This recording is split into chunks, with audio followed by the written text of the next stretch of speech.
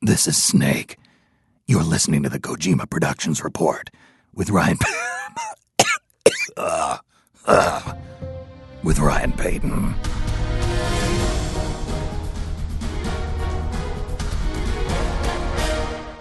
All right, this is the Kojima Productions Report, show number 74, coming to you almost live. I'm stealing that from some kind of podcast. Almost live from Tokyo, Midtown. Live asterisk. Yes, exactly. Yes. With special guest, or I don't know, maybe brand new co-host. I don't know what your formal title is. We'll now. have to come up with something. Maybe something Metal Gear like, yes. It's hard platypus assassin.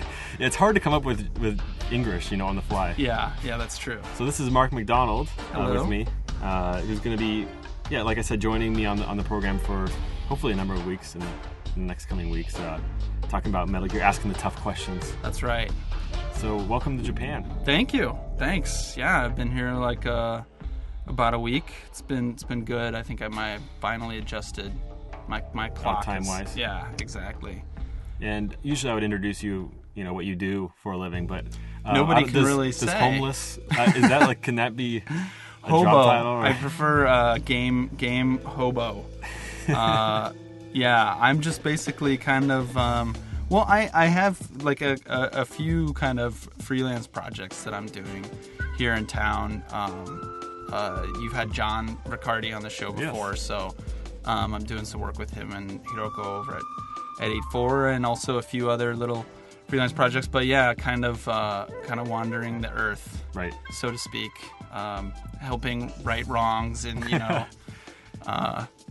do whatever I need to do to move before I move on to the next town.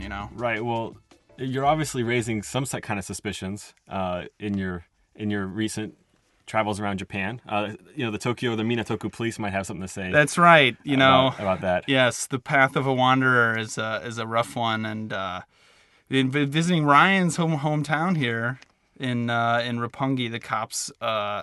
I guess I look kind of suspicious listening to my iPod and everything.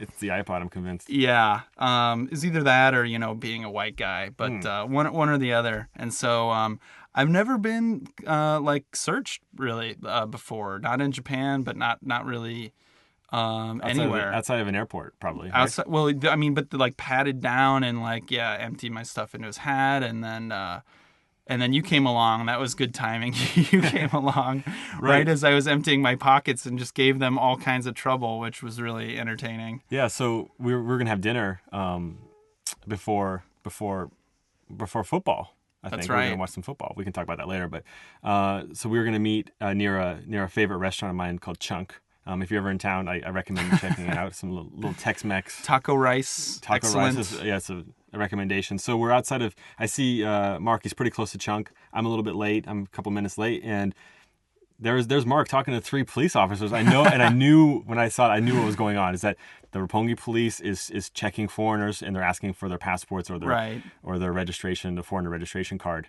And it's happened to me a number of times. Yeah, I was a little more relieved to hear that it happened to you 3 times since you've been here? Yeah. 3 years? Right.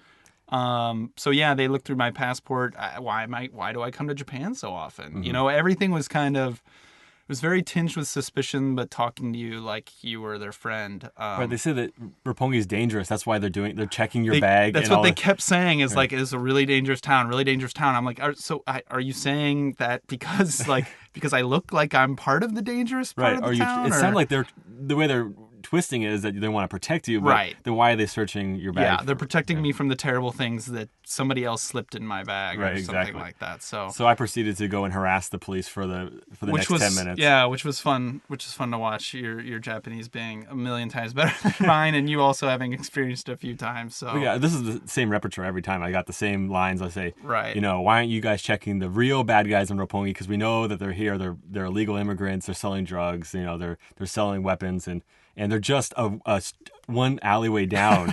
And why aren't you guys down there? Like, well, we check. Right. I was like, and I said, you don't check because of the Yakuza, right? And they said, no, we're stronger than Yakuza. I was like, I don't know about that. But yes, enough of my. So that was my welcome to Japan. trip. And But you were kind of upset about it after that. it really pissed me. I got more pissed off the next day, and then since then I kind of let it go. It was that next day was the bad time. Yeah, because I would be pissed too. But then we got to talking about how, well, recently this was I talked about it with Ken on the show recently that coming back to Japan, I was fingerprinted and my photograph was taken for the first time being a resident here, but I really don't have any grounds to speak on because the American government they do that when any foreigner comes to town. So when Hideo comes in town for E3, he gets fingerprinted and printed in. And have for years, and it's just a new thing in Japan. I was the same way. I was all ready to. I never, and then of course you really can't say anything. So whatever. We'll see. The Patriots, man, I'm telling you, it's all about the Patriots. This is their master plan. And not the perfect record Patriots you're talking about. Oh, right. Just to actually bring it back into to Metal Gear land. Yeah. So that's what I've been doing. What have you been doing? Just getting back to work, really. Yeah. We've been, unlike Europe and the States, the Japanese enjoy a longer New Year's holiday. Christmas is less emphasis. So they actually work Christmas Day, and I think the day after Christmas. I was at home with my family, and then I came back and I enjoyed a couple extra days to do a lot of them really important things. Meanwhile, Ryan is swinging on a hammock, drinking lemonade, and in sunny America, and the team slaving away here on Christmas Day. And I'm just kind of giving orders from email. Right. Make sure you guys do this.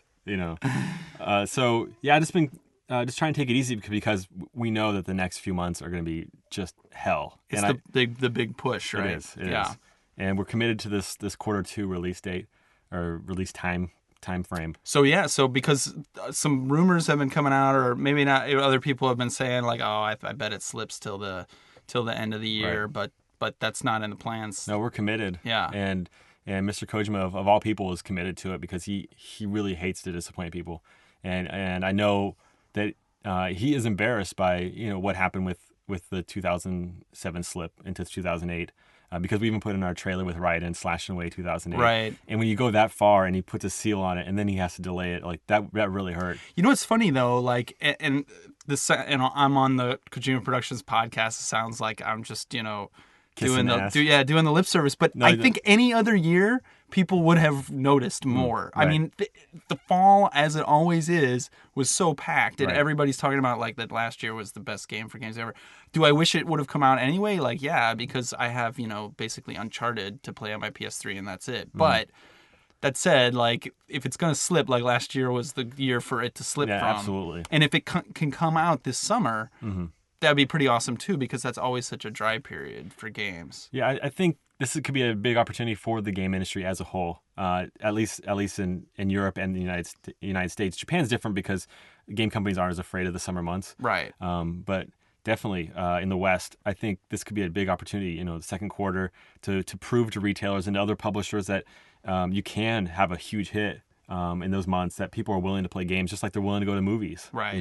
Right. I've never really understood this idea that a lot of kids have summer vacation, or college students have I had the longest ass summer vacation when I was going to school. I had 4 months of vacation. Yeah. And you're just playing, if I was a college student right now, I'd probably be playing Crackdown for 4 months because nothing came out that's last summer. And it's funny because a few games come out. I remember, I think it was Knights of the Old Republic came out in a summer, and it did so well. And one of the things people were like, oh, maybe it did better because it was not in the fall month. And then it's like everybody forgets it again the very next year. Everybody pushes everything towards the fall. But I bet Sony wishes it would have come out last fall. Well, they could have used it to sell a few more. I'm sure it's going to sell a few more PS3 machines. But for you guys, like, yeah, Devil May Cry will sell a few more. Uncharted sold a few more. So, yeah.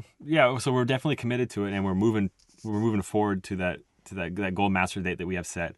There's some rumors that have been coming out about release dates from GameStop and supposedly leaked release dates. Right. Well, I can say right now that yesterday, Sunday, I was checking my email, and we're still going back and forth with marketing about when we're going to do the release. It's going to be a simultaneous worldwide release. It's not going to be the same day. Right. It's going to be more like what Halo's done, where it's the same week, worldwide. And we're still doing, trying to strategize it and make sure that it works for all territories. So any date that you're seeing is just speculation, pure speculation. So. Right.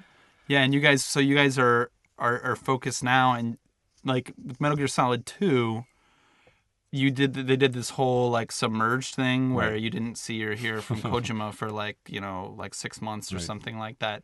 So we haven't seen anything in maybe the last since E4? Since E for All, yeah. Yeah, so is that what's going on basically we're right now? Stealing from Gears of War's Emergence Day, we're in Submergence Day, I like to say. And we're in the bunkers. Right.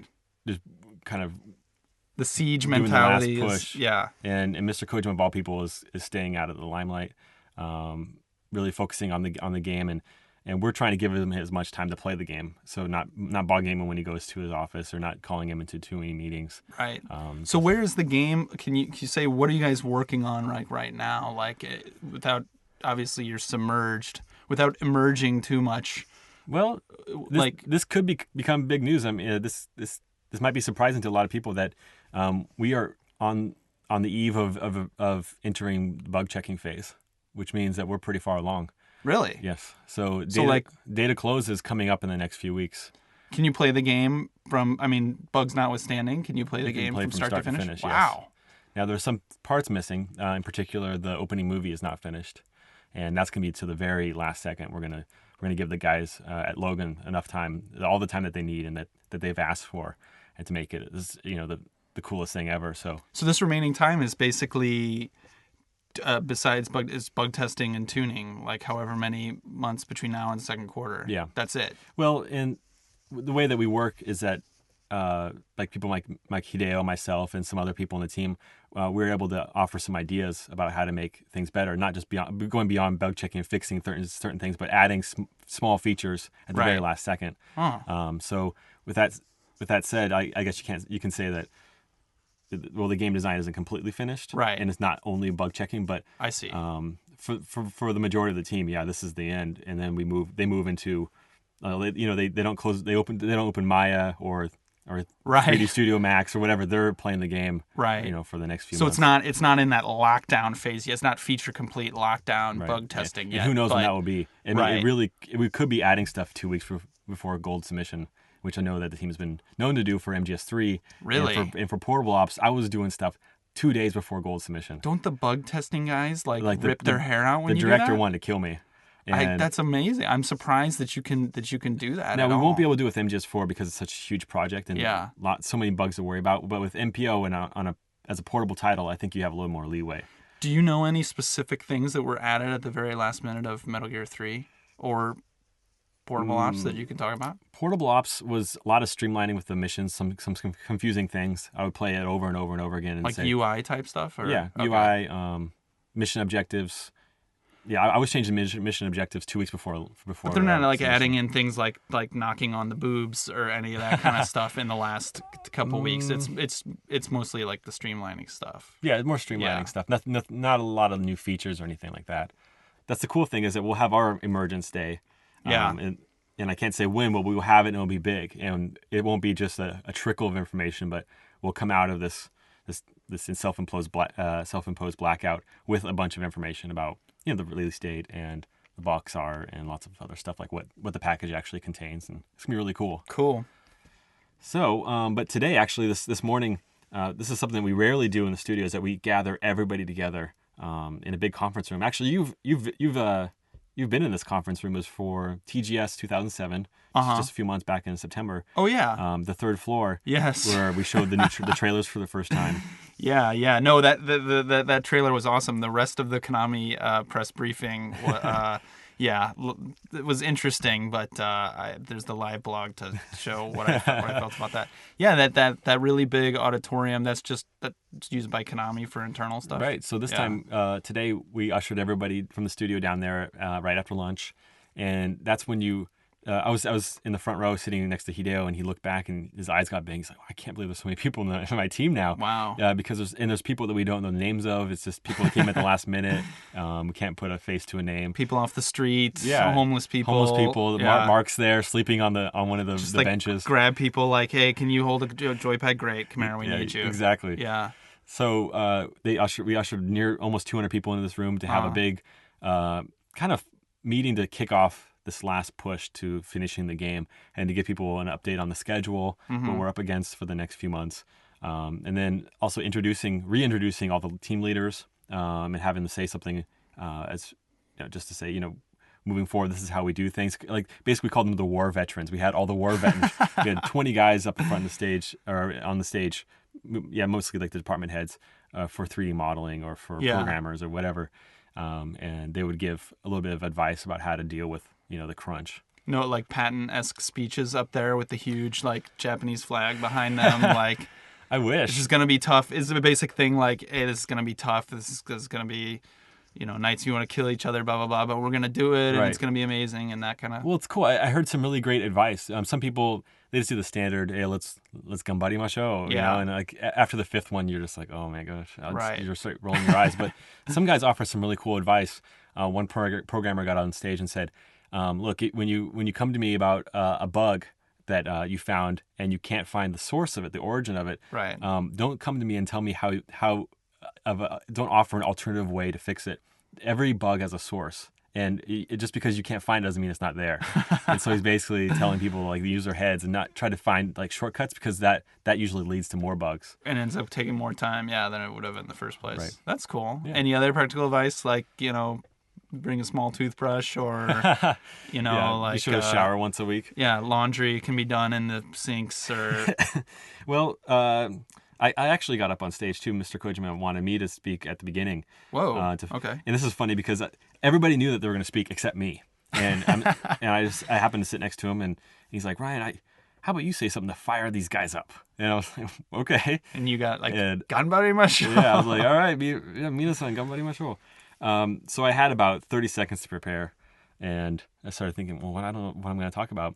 And whenever in doubt, I resort back to Bob Payton, my dad. And there was always funny stories about my dad. So I was telling about my time back in the States during Christmas, and how my dad, up until now, is thought that Metal Gear is some kind of pack. It's like you're making Pac-Man, right? and games are too violent. It's one of those Pac-Man game tapes, right? Yeah, exactly. And that's his image of Metal Gear. And just a few months ago, somebody kind of sat him down and said, now, do you know what your son's working on? You know that literally millions of people are eagerly anticipating this project that your son's working on. And Metal Gear is actually a really big deal. Who did that? Who sat him down? Actually, a friend of mine who came to visit the house and, over dinner kind of explained this to him. And it was at that point my dad kind of started, the gears started moving in his head, like, maybe this is kind of big. Right. And so over the next 2 months, anywhere he would go, he'd go to Best Buy, he'd go to Pete's Coffee or Starbucks, whatever. He would just he talks to people all the time, but this time he had a new topic. Do you know what Metal Gear? Do you know Metal Gear? Oh, and interesting. he'd ask all these people. Yeah. And then they said, of course. And he said, yeah, my son's working on it. And then all of a sudden he's asking all these people. And so when I got home for Christmas, he brought me to these different cafes, and people wanted to talk to me. Oh, you're kidding me. And they wanted, some people bought me free drinks. So like, yeah, here, I want to at least help a little bit in the final stages of Metal Gear. So here's some coffee to keep you up. Your dad's like, this is valuable. This can open doors for me. Yeah, actually. It's coffee for free free coffee now. And yeah, so what did people, when you talk to them, like, what did they want to know, or what was the big thing that they... Well, they wanted to know if it was coming out in 360, and then they also wanted to know, when it's coming out. And a lot of people were surprised to hear that it was coming out in the second quarter. People thought it was just like TBD, or it was in Duke Nukem Forever mode or something. Right. But really, most people said just really encouraging things. Like people can tell that a project is tough, and they can tell that when a lot is going into it, especially like a Metal Gear title. Right. They know that you're working hard. So it was just like lots of words of encouragement, and that's what I voiced to our team this morning. It was that a lot of people were saying, "Here, we know it's tough, but just keep working hard. We can't wait for the game." Right. And so that's why I told everybody that a lot of people abroad are really, really looking forward to it. That's pretty cool for especially for 30 seconds. For 30 seconds to prepare. Well, yeah, I just kind of rambled on like I just did. Were there any tears in the audience? Did you see any people? Well, it's funny because at the very end, I was there wasn't a lot of jokes, even though I was mimicking my dad in Japanese. I didn't get a lot of laughs. But at the end, I was like, "Well, let's work hard so we don't disappoint my dad." And then and people are laughing. And then so after that, when people were giving some of their speeches, they say, "We really need to fight for Ryan's dad." And so it became kind of a running joke. And that's awesome. So now I'm running out of the studio even this evening, and people are like. Yeah. I won't disappoint him. And so I don't know how long this joke is going to go for, how many weeks. Yeah. But Nice. So good meeting. Like people left a little morale boost, or actually, no, more... people left really depressed. Really? Yes, because at the very end, we shut out all the lights. We turned off all the lights. It was pitch black, and we played the end theme song that's gonna roll during the credits. And it's a pretty emotional tune. So the final music is depressing. Yeah. Interesting. Yeah. What can you pull from that? Interesting. Wow. So I don't know if there was any tears in the audience, but yeah, it definitely didn't leave that meeting on a high note. Right. I mean, it's a very cool song, but right. People weren't giving high fives at the end. Right. Yeah. Maybe next time they should end with, play the theme, but then Don't Stop Believing, or maybe more like an image of like a monkey in a diaper on the projector. Yeah, always rally the troops. So a lot of listeners might not have noticed, because it was on the comment section of the iRebel site, which is pretty hard to navigate, and we're going to be changing that, and I could talk about that a little bit later. But for, I think about 2 weeks ago, there was a guy on there who was commenting about, I think, after almost every show, asking a very important question. Will you be able to pause the cutscenes in MGS4? That's a good question, too. It is. I mean, it's getting down into the details, but that is something where I've had to, leave the room many times before, and then I end up hitting the one button that goes bzzz and zips the codec by, and yeah. Especially for the cutscenes in previous games, you can't pause them. Right. You hit start button to pause it, and it just skips the cutscene instead. Right. Especially for the long ones, and the ending and the beginning as well. If somebody calls you, especially in this day and age, if somebody calls you, there's so many distractions that we recognize the need for a pause button. So it's there. You can pause the cutscenes in MGS4. That's pretty cool. So yeah, that's good news. Small detail, but good stuff. Or I'm getting you on the spot here about your wish list for 2008. Yeah. What you'd like to see happen in the game industry. And things like that. Maybe we can talk about that next week, but I jotted down a few notes before the show. Yeah, let's go into yours this week, and then I'm sure I can think of some of my own for next week. Because a lot of people have been talking about predictions for 2008 or what games they're looking forward to. Personally, I want to do something a little different. My wish list, what I'd like to see happen, and then hopefully you can revisit it in 12 months and see if anything came true. Not just games, but just general concepts. General concepts. All right. Number one, and this has already come up this week, I think, or this past week. Yeah. Talk of the next Microsoft console. Okay, yeah, so this is pretty ridiculous. What started it all was an EGM rumor column that Microsoft's working on a first-party game for their next system.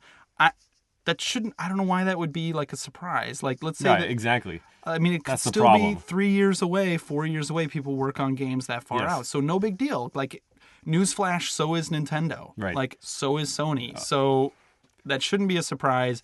I agree with you 100%. I do not want to hear about PlayStation 4, Xbox, whatever, Wii 2.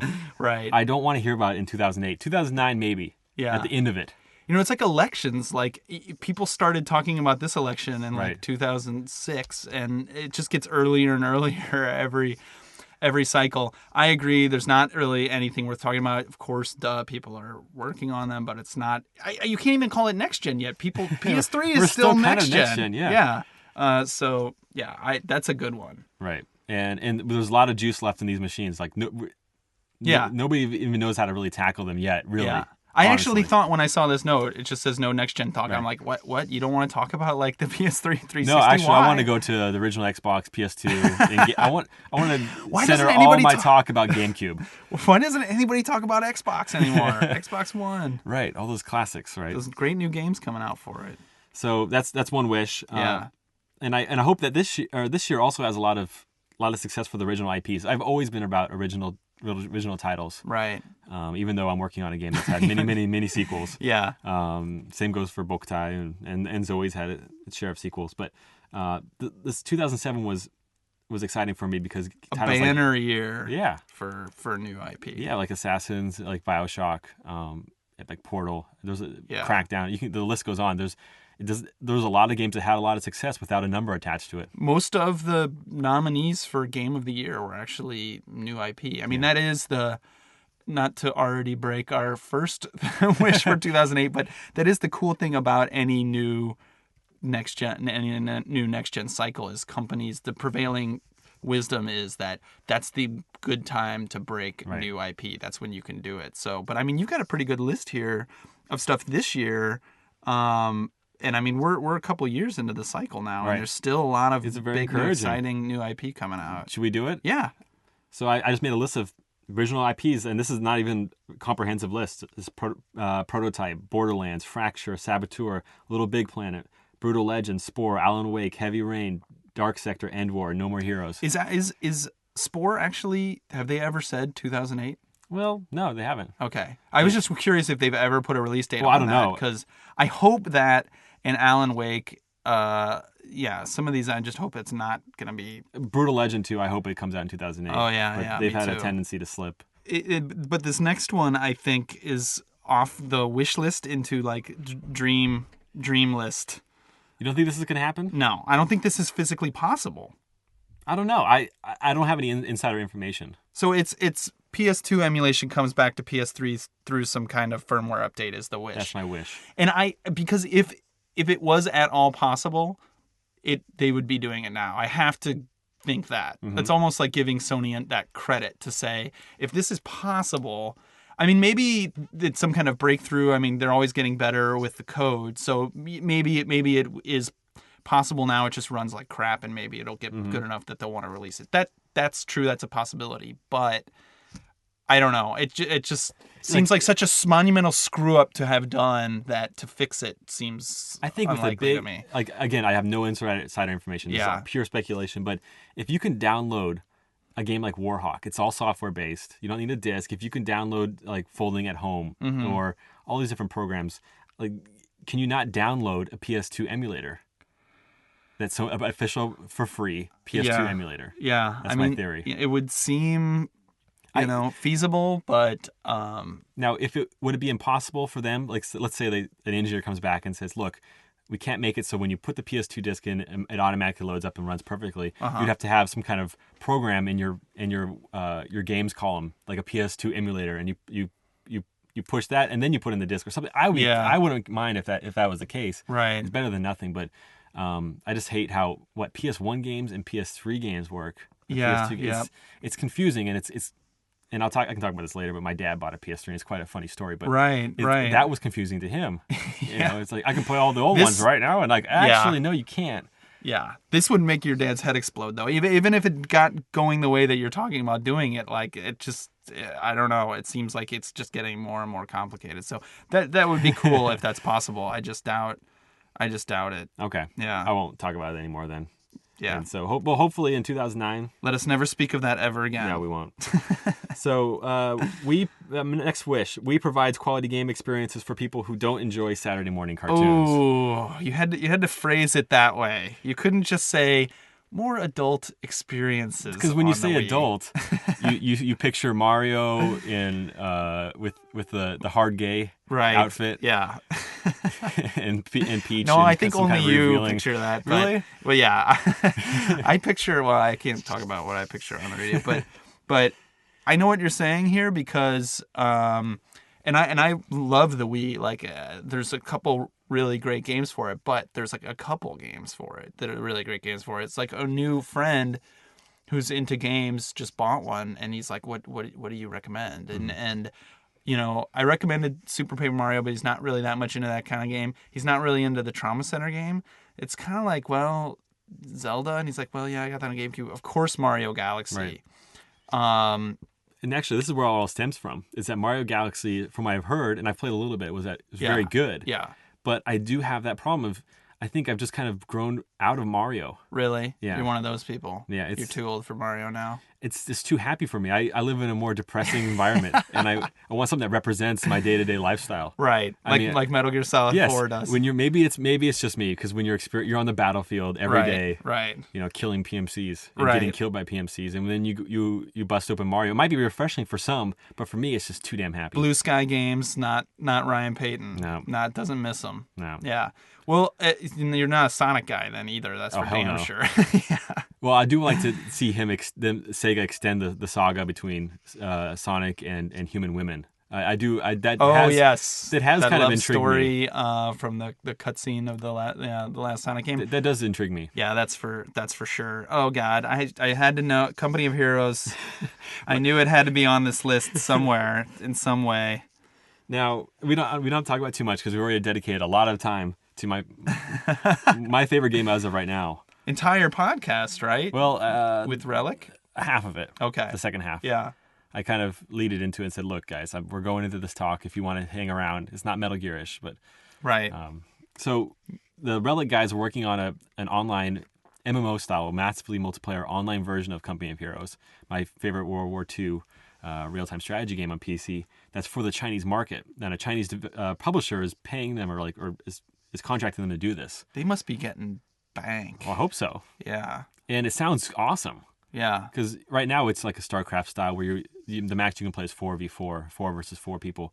How would that work massively? I have no idea, and I'm intrigued. And would this ever come outside of China? I sure hope so, and that's my wish, is that it does see interesting the day of light. I have to think. I mean, Company of Heroes did really well, like everywhere. Mm-hmm. I'm surprised. I mean, I would have to think it would go to Europe and even America, because I mean, Europe has a really huge RTS market as well, right? It's like the biggest. So it'd be interesting to see where this goes, and it's obviously a tactic to avoid the rampant piracy issue that comes out of China. Right. It's got to be subscription based, monthly subscription. I think that's why they're doing it. Yeah. Okay. Yeah.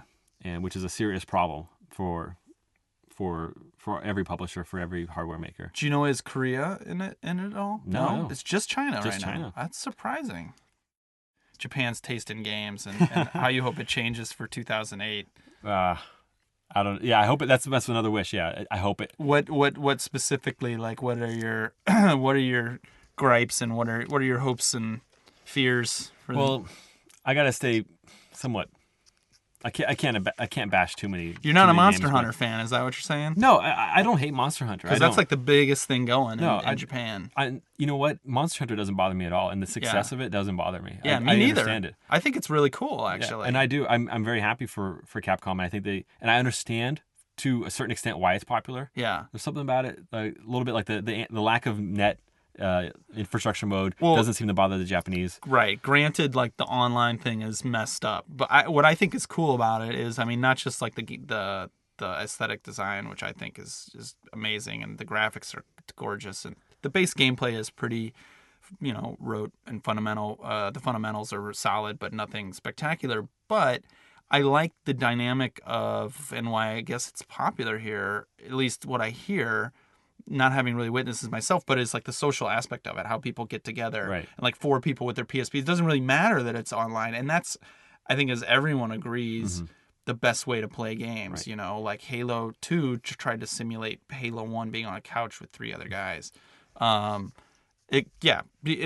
that's what I think is the really coolest thing about Monster Hunter. And I wish you were in Japan during. I mean, it's still selling really well, but like during the real peak of Monster Hunter when everybody was playing it. Yeah. Actually, you were for near the tail end when Shinta was on the show. Oh, he was talking about it, but he was going to go to a Monster Hunter party. Yeah, and he guys was just playing get it together while he was waiting for to get set up for recording, was playing it. Yeah. Yeah. And so, unlike other countries, Japan is so densely populated.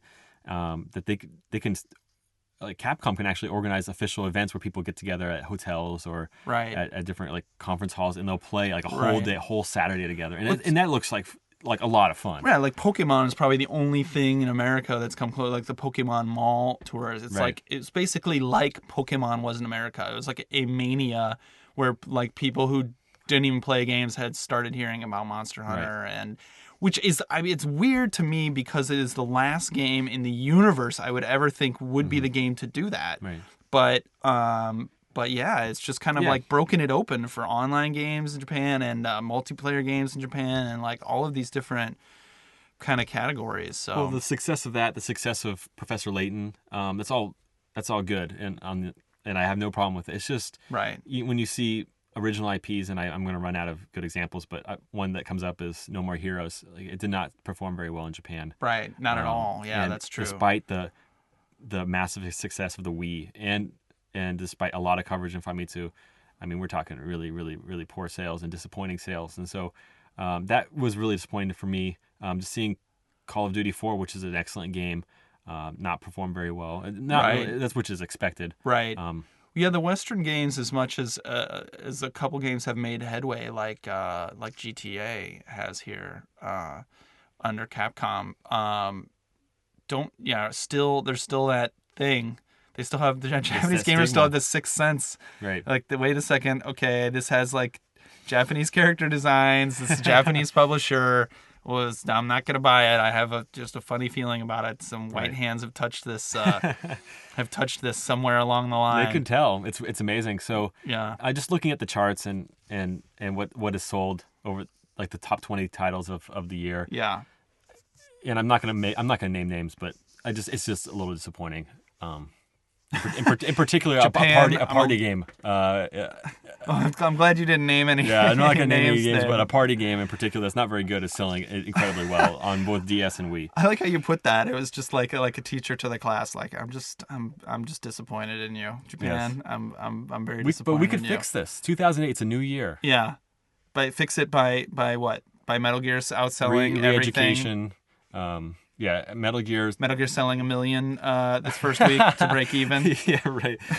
Metal Gear would go a long way because it's Metal Gear's always been an enigma, I think, in the Japanese market because it does very well, but it definitely has a Western aesthetic to it. And I talked about it with Mr. Shinkawa when he came on the show too, is that it, thanks to him and thanks to Mr. Kojima who loves Western movies and books and music, all that influence really.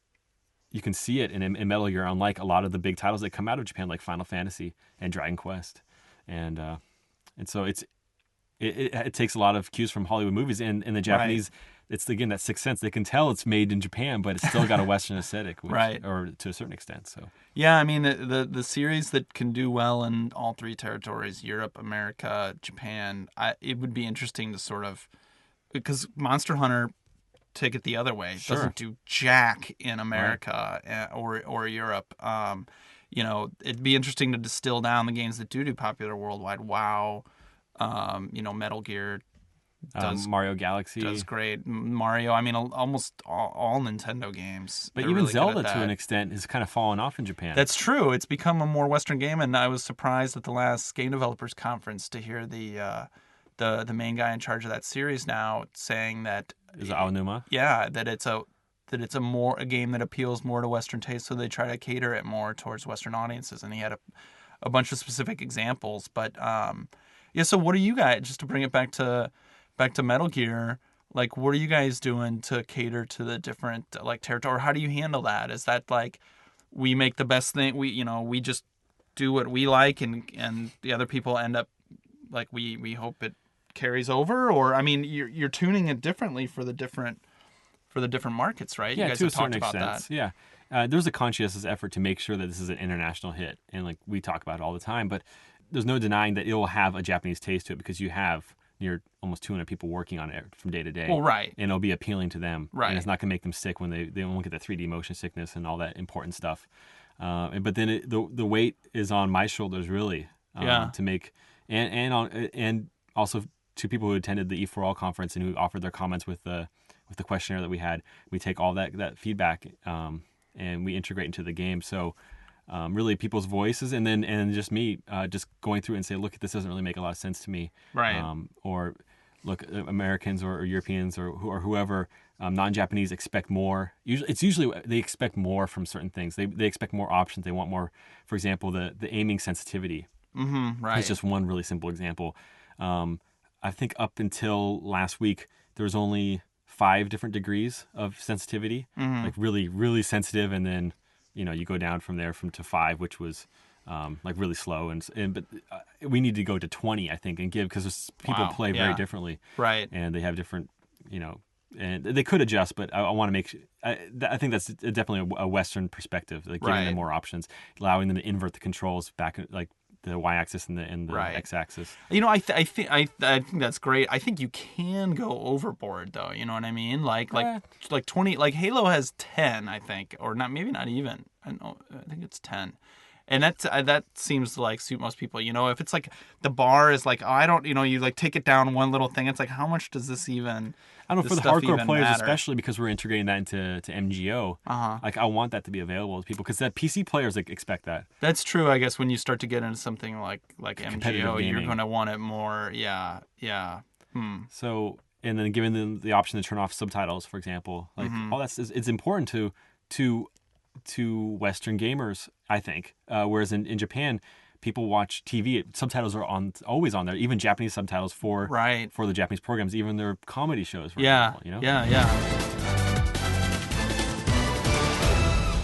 What's up with European Extreme? Is that so? Like, how did that come about? I don't know if you've talked about this before, but like, why did Europe like need their? Was there a general consensus that Europe loves games f***ing hard as hell? Yes, there was that, and then we shipped Snake Eater later. Well, right. Europe. And so we always try to pad it with and add some kind of extra. Right. And it was European Extreme. That's funny because I never knew that about Europe. I always thought America liked games the hardest. I don't know why I thought that. Well, it might be around the same level. I think it was all anecdotal from Hideo, like, you know, going around in Paris and going to different events around Europe for Snake Eater. Interesting. And for previous titles, and hearing that people wanted it harder. So is there going to be European? I think you talked about this on an earlier podcast because I was listening to the last few, but it was like a month ago. Is there going to be a European Extreme? I don't know if we're going to call it European Extreme, but there will be definitely a very hard mode. Will it be the same style exactly? No. Right. And I hope to talk about it later. But, okay. To their credit, I get more emails about European Extreme, even though it was included in all versions of Subsistence, Metal Gear Solid 3 Subsistence. Yeah. Like, the Europeans always talk about it. Like, when they email in, they say, hey, they demand it. Right. You made them feel special. Yeah. And they, well, that's going to be your real vocal people. I mean, I'm sure you've seen the videos of people finishing like Metal Gear 3 and European Extreme Difficult. That stuff is really impressive because you know if they get spotted that that's it. It's over. And then doing it in 4 hours too. Right. I love watching that stuff. Yeah, it's amazing. Cool. Yeah. Yeah. So we got 5 pages of show prep or of notes, and we haven't got half. We got half down one page. Yeah, we're gonna have to start flying through this now. Or we can just make it a 4-hour podcast. We can move into the mailbox. I guess. Let's go read her. It's always I was telling you, this is my favorite part of the show. Okay. And I think it deserves a big chunk, if not its own show every once in a while. Okay, well let's save the digital distribution talk for another show. Yeah. Because this is something I've been obsessed with. We can talk about a number of other topics, but let's go into the mailbox. And you want to read off some mail because people get tired of hearing my voice. I love the ones that you did by yourself. Like, I'm pretty impressed because I think that would be really hard. Like the monologues. Yeah, because the last one I listened to, you'd lost the tape. Yes. And I was like, oh my god, it sounded like really awesome. And you're like, but I'm here, so here we go. Yeah, you're stuck with me. I'm still impressed that you put one out. Like, that's cool that you still look. Your former employer, Ziff Davis. Like the GFW radio, which I love. Yeah. One of yours hasn't been really guilty of this too much. They've been a little bit delayed, but GFW radio from time to time will miss a week. That's lame. Yeah, those guys are losers. They're just pouncing around. They don't care. They're just too busy playing WoW. Right. But yeah, that always kills me as a fan of the show when you miss a week. So I would rather like a 15-minute show where they just go over some topics, say, sorry guys, technical error, we'll be back next week. I'd much rather that than just a week-long hiatus. So yeah, absolutely. So the mailbox this week got some questions and comments. The first one, John Doe from Croatia. Yes. If that is your real name. Say hello to Mr. Kojima and all the team that are working hard on the game. I'm probably one of the few Europeans that are not pissed. You spelled pissed wrong. About MGS4 delay for Europe. Now, this is, first of all, Mark, if you're going to be joining... Why did you put this in the mailbox here? Well, first number one rule Yeah. on if you're gonna be a frequent guest on the show is Yeah. that we don't criticize the grammar of some of the listener mail, because Okay, I'll have to get used to that. and you'll notice that I kind of stumble when I'm reading through some of the listener mail because I You're don't correcting it. I'm yeah, because some of it doesn't. Uh-huh. And to be honest, a lot of people writing in aren't native English speakers. Right. So No, yeah, Croatia, man. I think that's cool. Like he's hardcore enough He's kicking ass. to try to translate this. And I mean, I see worse typos from native English speakers. So and probably for me. So You're he right. says, I'm probably one of the few Europeans that are not pissed about the MGS4 delay for Europe. yeah, What European delay? yeah, That's new news to me. right. So you got Maybe like 2 days or something, right? I mean, who knows? It's going to be in the same it could week, be but- earlier. right? It could be first. Wow. So yeah, there was a rumor that hit on Kotaku. I remember seeing Yeah. from some representative from a distributor of in Australia. That Yeah. PAL version was going to be delayed or something. Right. It's like it's all just talk, Right. You know? And unfortunately for somebody like Mr. Doe, they see that news, it gets thrown out all over the internet. And when you do a follow up to the story that, oh look, it turns out it was wrong, a lot of people don't catch that. Well, right. Or they hear from a friend of a friend, Right. or whoever like that. Yeah, that's funny. Yeah, that is weird. I thought he was talking about the delay just from last year. No, I think I'm pretty sure this is in response. Yeah, to, no, I'm sure you're right, huh? So So- did you say hello to Mr. Kojima on behalf of John Doe and the team? No, I should have done it during Okay. that morning meeting, but You can take care of that later. yeah, I can. Yeah. So I want to move on to Steve. Yeah, Steve from Australia. I'm not going to do the Australian accent. I've noticed in recent times that even the really great games that are coming out on the PS3 aren't selling as well as one would expect in the US. What are you and your company doing to try and get more exposure for MGS4 in the US to try to make sure that it reaches the largest possible audience? I think he might be talking about Uncharted. He is. I mean, Heavenly Sword and Lair. I He mean, specifically mentioned Uncharted. Actually, Oh, he I had did. to shorten. yeah, Uncharted, which didn't show up on the charts, and everybody was like, Uncharted. You know what though? We've been playing that game this week. That's a pretty fucking cool game. Yeah, it is. I'm impressed Yeah, by a really. lot of stuff on there, and I'll let you answer the question here in a second, but I think it is telling that these good games are coming out, and the sales numbers that they're getting are not really necessarily indicative of the games yet. And I hope that a game like Uncharted is going to have legs and is going to continue to sell, and stuff And I like think that. it will. A lot of people got a PS3, hopefully, for Christmas. So yeah. So what do you say? Well, I've been thinking about this trying not to think about this, because this is not really something that we're too concerned about. All we can do is put out the best game possible. Right. And in This is a interviews, PR. This is a PR sort of I guess. more question. In interviews, a lot of people approach me about this. They try to bounce off different questions about console wars and Right. sales and try to get me to say how much we need to sell to make a profit or whatever. I don't even know. Really, it's all about making a quality title, and then and people. It's strange how the industry has changed over the past few years. Where now it seems like PlayStation 3 is the underdog. They have something to prove. Well, maybe so. Maybe that's true to a certain extent, but the PlayStation brand is still extremely strong. Right. And I think that's what people kind of forget, is that, like, travel the world and you'll see what kind of influence the PlayStation has Right. had over the past 10 years. Right. And like specifically to his question, you guys are submerged now, but it's not like, and I mean, this isn't anything that I know, but based on any Metal Gear game before or any game before, there's going to be more magazine covers. There's going to be stories. It's pre-order something or other. Anybody does that nowadays. So I think, I think it's going to become a big hubbub. Sure. And the games like Uncharted aren't going to hurt the situation.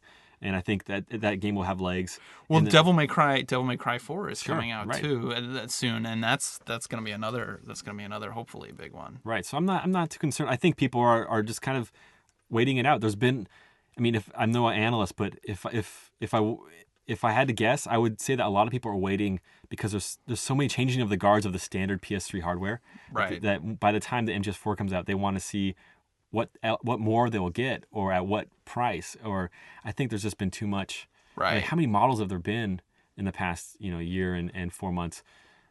The different Right. gigs, like different hard drive size, different features, Wi-Fi, no PS2, some Right, PS2 right. compatibility. So I think that has something to do with it, that people are really waiting for that game that they need. And they might not know it, but they need Uncharted. Right.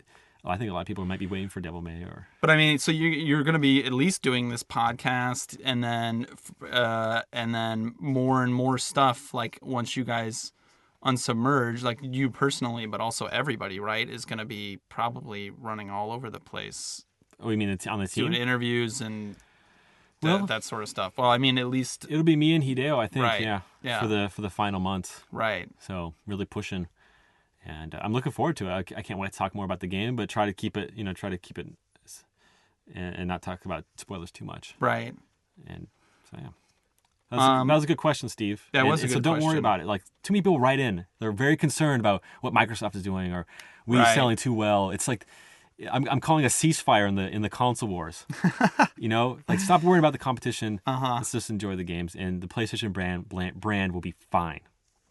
All right. Fair enough. I don't know how to pronounce this name. I'm going to say Soynog. That's what I was gonna do. All right. From the US of A. Yes. I know this might seem like a silly question, given the current trend in all other games, but will we be able to disable blood in Metal Gear Solid 4? As a father of 2 young children, I'd enjoy being able to play the games I like without all the gore that some games insist you must watch.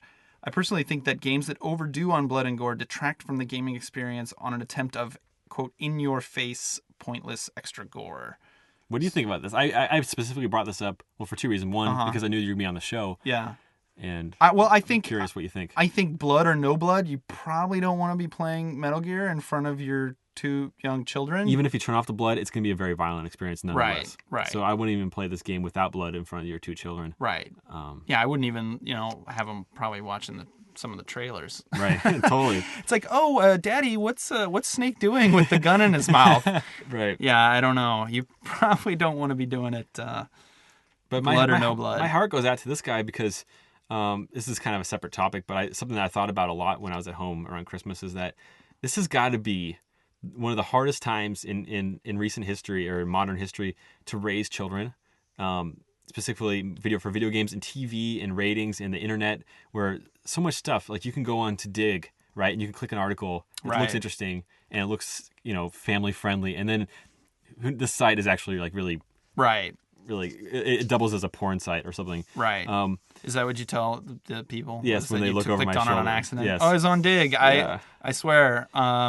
No, but you have all those filters and stuff, and the consoles have been adding the age-related stuff. But I mean, usually the kid is smarter about that stuff than the parents, so they can find Right. ways around it and stuff like that. And in watching, I can't remember what cable network it was. I think it might have been MSNBC, and they had this whole feature. This one of the hosts was brought in on a gamer to the show, and like she had him show Assassin's Creed, and she was shocked at the violence of him shivving the homeless people like you like to do so much in the game. And she had this big uproar and this diatribe about how games are so violent. Right. And then you flip the channel, Yeah. and then you watch 24 or something that's got Law and Order. I mean, yeah. like a torture scene. Oh god, yeah. And 24 is It's the something worst, way yeah. beyond whatever they showed on Assassin's Creed. Oh yeah, big time. And it's just like this double standard, and so games get called out all the time. My dad thinks that games are ultra violent, Right. which some of them are, but nobody looks to television or Hollywood. Right. And the reason why, and the big secret, and it's not really a big secret, is that I think Washington and politicians and people on the campaign trail in states, they need a lot of backing from Hollywood stars, from the Hollywood studios, but they just ignore game studios. It's not important to them. They're not. They don't need the influence of a David Jaffe or That's interesting. Warren Spector or whoever. Right. Yeah, we got to start buying more politicians here in Yeah. the gaming industry. Wouldn't it be funny if people were ever like hotly anticipating, the Hauser brothers nominee or like the recommendation for Yeah. No, who they're going to God. support? Yeah, they endorsed Obama or whoever. Yeah, I think you're right. I mean, I think that probably is a factor. I mean, I think it's also like kind of a boogeyman because people don't understand it. People just don't understand. People understand TV, they understand books, they understand movies, mostly, but people just don't understand games. So it makes it for an easy scapegoat / boogeyman. Right. Yeah. And I encourage those cool functions and I don't know if PS3 is doing it, but I know that Xbox has that option for parental, like based on the ESRB rating, Right. they can block certain things. Right. Mm-hmm. I think that's very encouraging. Yeah. Yeah, indeed. So, want to move on to the next one? Yeah. Almeida. Almeida? Is it Almeida? No. I don't know. No. Tony Almeida. From Germany. Is it possible to hide under cardboard boxes in Metal Gear Solid 4? Chris Zimmerman gives her voice to one of the characters. Wait, these are lots of different questions. Okay. So, yeah, let's take these one by one. Sure. So, is it possible to hide under cardboard boxes in Metal Gear Solid 4? It's actually, I think we showed it in the E4All gameplay video that hit the net. But yeah, it does exist, but it's being replaced.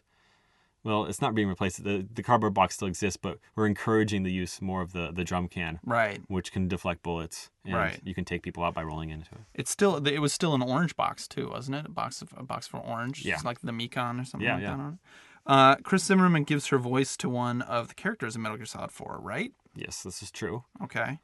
And that's it? And why don't you voice one of the minor characters, Ryan? Oh, yeah. Well, don't be surprised. if Oh, you really? hear little Ryan Payton. Interesting. Little Ryan Payton. I've been called that once before. Dr. Pepper 128 from the good old US of A. I've been taking what you said to heart and will soon be writing my first review on 1UP of a game I have played. Oh, cool. Yeah, I actually heard that podcast where you were giving people advice for getting into the His gaming name is industry, Michael right? Ailing. I think I could say it. Do you? Oh, I don't know if you've heard of him or not, but Nope. I am not familiar with his work. But I would like to say that your talks with Relic really helped me. I took notes for my game review, and I added quite a few after listening to your podcast. I just wanted to give you thanks for the inspiration you have given me. Aww. Well, I brought this up because I thought this would be a great way to lead into some talk of Company Heroes, but I already did talk about Company Heroes Online. So you have backups in case one Company of Heroes mentioned doesn't falls through or doesn't get used. Right. You got to have strategically placed backups here and there. Just wait till we get to the next questions. They're planted all over this place. Yeah. You don't even know it. Like I got Julian from Canada. We'll be addressing his Company of Heroes related. It's not even Company Heroes related. The only reason I pulled his question is because he's from Canada. I can mention that because Relic is in Vancouver, we might be able to talk about how I did a 10-hour session of the game. Brilliant, on Saturday. Man. Look at that. I hope some of this brilliance is getting into Metal Gear. If it's not all wasted on it might be on reader questions. Or I thought you were going to say wasted on 10-hour splurges or marathon sessions of Company Heroes, which I did on Saturday. Right. Before you came over and allowed and let me use the magical sling box. And I thought maybe we'll close up the program today with praise for the sling box. Yeah, indeed. So I mean, we're here in Tokyo, and I came here last week knowing football playoffs are starting. We're starting this past weekend, and I'm asking Ryan, so where do we go to watch the football playoffs? It's on at 5 or 6 in the morning there, and he's like, well, you wait the next day or sometimes 2 days later. Yeah. And I was like, no, not acceptable. There's got to be a better way. It's like a commercial. There's got to be a better way. What can I do? What can I buy?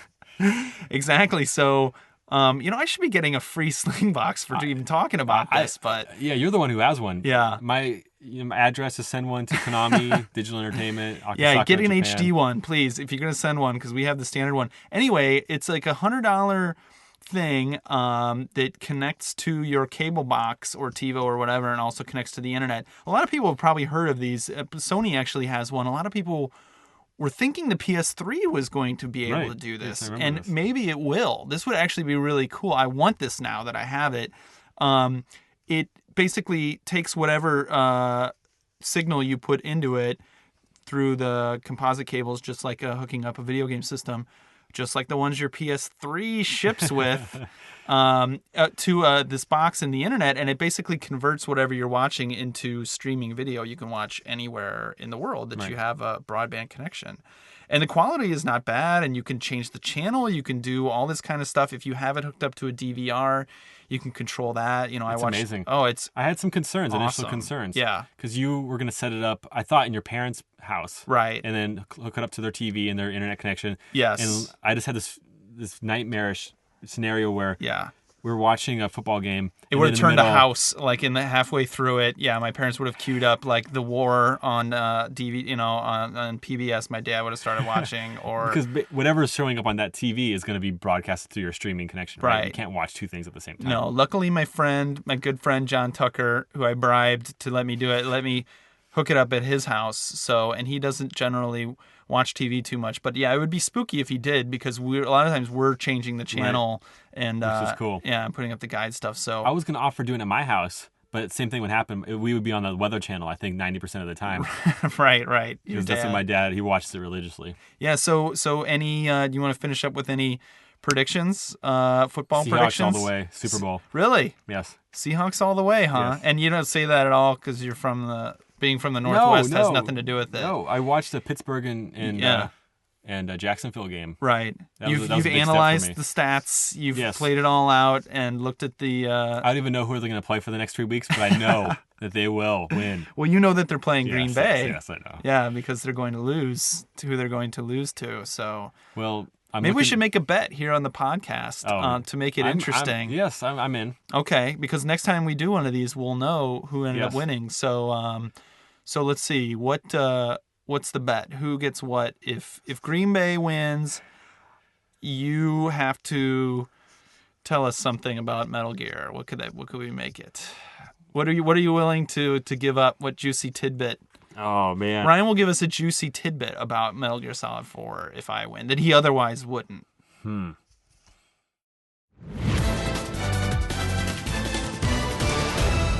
right, let's do it. So, yeah. All right, here's the deal. Yeah. We took a little break. After tough negotiations, I've decided that if the Seahawks lose to the Green Bay Packers on Saturday at 4:30 Eastern on Fox, I will go to the folks at Konami Europe and Konami America and get permission to talk about something that we were going to announce later.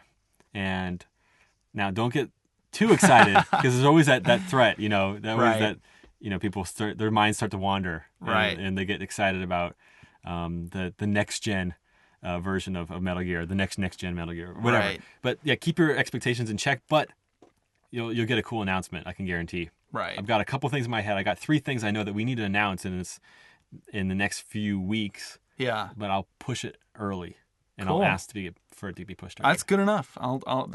Me and the listeners will accept that. Now, what if the Seahawks win? See, the trick here is What can you offer? I have nothing that the listeners want. I have absolutely nothing the listeners want. Can we get some kind of gossip out of Ziff? Some like deep, dark secret? Because there's a lot of them. I know there's a lot of them. No, there's deep, dark secrets about the industry. Yes, this could work. Oh, boy. And I know they're not going to lose, so I should be willing to bet, whatever. But I'll try to think of something interesting. Nobody's going to care. Every Metal Gear fan is going to be rooting for the Green Bay Packers. I want to see you show your Packer spirit in the comments for this podcast. I want to see the fan spirit out there. They need your support. I want to see nothing but like photoshops of Snake, wearing the Proud, the green and yellow, or Brett Favre Snake Photoshop mashups. Any and all of those will be accepted. There better not be any anti Seahawk photoshops of of Hasselbeck in a diaper or Sean Alexander in. Definitely don't want to see a gecko shooting up the entire Seahawks defense. Nothing like that. No, that would just be terrible. Please don't do that in the comments to the blog. Right. Please don't. I'll try to come up with something that the listeners would want. I don't know what they would. Some kind of fun Metal Gear story, or maybe I'll just say something that I'm not supposed to, just very suddenly on the podcast. No. I think you're going to have a lot more interest than normally would be attributed to that game now. Are you kidding me? From Metal Gear fans. Holmgren returns. That's enough about football. So to close out the report, I want to talk about real briefly that we're kind of going through a renewal process of the Kojima Productions Report in the sense that we're going to be not only having Mark MacDonald on the show more frequently, which is very cool, and I know a lot of people, you appreciate the tough questions that that hard edge you bring to the show. That's right. But also for anybody who's listening to this program through a subscription on iTunes, that we're updating the URL or the feed, the podcast, the XML feed. So and that breaks it, right? So they have to resubscribe. They don't have to resubscribe. Just be safe. You can do that. Okay. I think in the code, in the XML code, we've done the proper. I think it's like the 303 or the 301 whatever code that they'll send the messages to your iTunes, updating the URL so you get the proper feed, because we're changing servers for the MP3 file. Right. But just to be sure, if all of a sudden next week you don't get the file or something, just be sure to check back with the official Kojima Productions site, and there'll be a link to the new site. We're kind of removing ourselves from iRebel in a certain sense, because it's in Japanese only still. Yeah. And it's difficult to navigate for our listeners. It's kind of messed up. It's messed up looking. Right. A little bit. We're moving back to the original Hideo-Blog site. Cool. With a brand new server.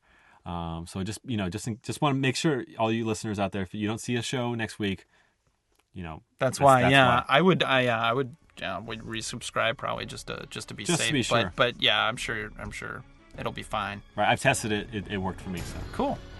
Anyway, I think that's gonna wrap up this show. All right. We had a great show, man. Lots of stuff we covered, and there's gonna be lots of stuff next week. Yeah, there's lots more to talk about. I had some questions, and there's some of the really good. There's some really good reader questions, actually. Yes. We want to talk about our favorite boss battles. Some people have questions about Snatcher. Are there any characters we haven't revealed in the MGS4 trailers yet?